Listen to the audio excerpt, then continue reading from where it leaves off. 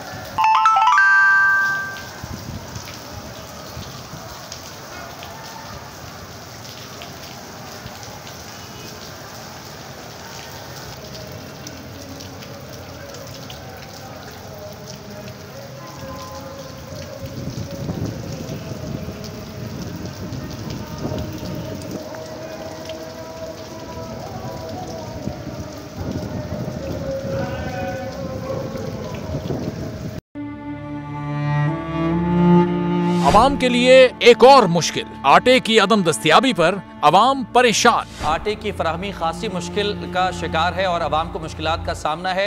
शदीद गर्मी में यूटिलिटी स्टोर्स के बाहर लंबी लंबी कतारें। घर में आटा नहीं है, घर वाले जो है ना हम लोग तंदूर के आटा लेके रोटी लेके जो है ना उसी पे ही गुजारा कर रहे हैं। बोल ने निभाई सहाफती जिम्मेदारियां, पहुंचाई घर घर ये आवाज। यूटिलिटी स्टोर से सस्ते आटे का हुसूल शहरियों के लिए ख्वाब बन गया।